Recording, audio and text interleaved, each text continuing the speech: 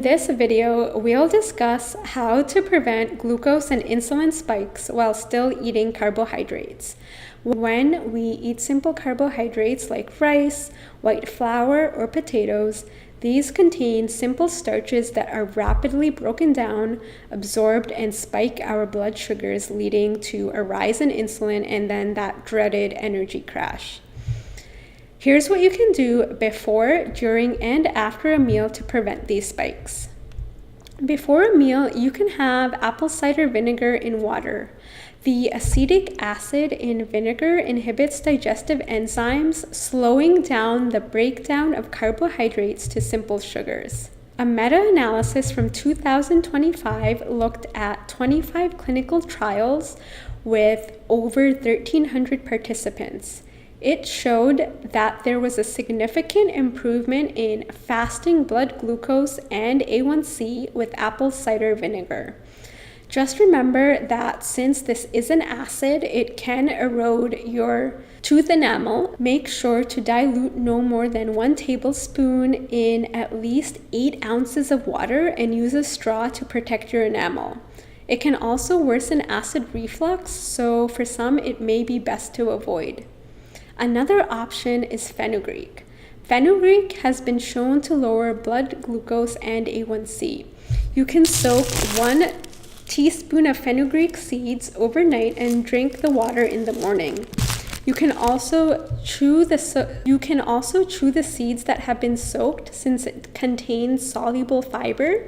This will help slow down glucose absorption into your bloodstream. Another option is taking a cinnamon stick or half teaspoon of cinnamon powder and putting it in some hot water that you can then sip. Cinnamon blocks digestive enzymes to slow down the breakdown of carbohydrates to simple sugars.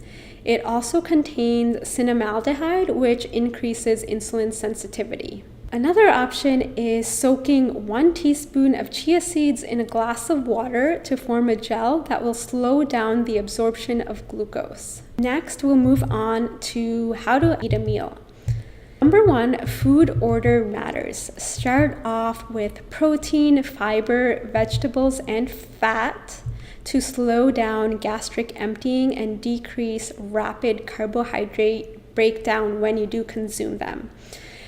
You can also avoid eating naked carbs and pair them with acid like vinegar, acetic acid. Fermented foods have lactic acid. Lemon or lime has citric acid. These acids will inhibit digestive enzymes. You can think of bread or potato with olive oil and butter, or salad with olive oil, vinegar dressing paired with any carbs. Next, the type of carbohydrates you eat really does matter. Fiber is an important carbohydrate that your body can't digest, but it is crucial to feed your healthy gut microbiome. Processed carbs like flour or quick oats will cause sharper glucose spikes compared to high fiber, unprocessed carbs like steel-cut oats, beans, peas, or fruits. Another thing that is really helpful is cooling and freezing our carbs before reheating them to create resistant starches. The freezing process causes starch to crystallize and evade digestion in the small intestine. It then travels to the large intestine where gut bacteria ferment it to short-chain fatty acids, including butyrate, which are known to improve insulin sensitivity and decrease inflammation. I personally love having a loaf of sourdough bread, slicing it up, and then putting it in the freezer. When I reheat it, it still has resistant starches. The freezing process also helps with preserving freshness. Next, the other thing to remember is avoid eating a heavy carb meal at nighttime and try to finish eating at least 2 to 3 hours before bed.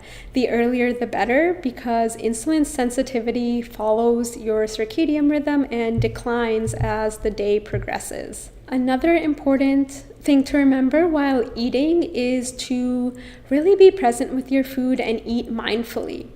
A meta-analysis from 2021 with 29 studies and over 400,000 participants showed that faster eating speed is significantly associated with metabolic syndrome and higher fasting plasma glucose.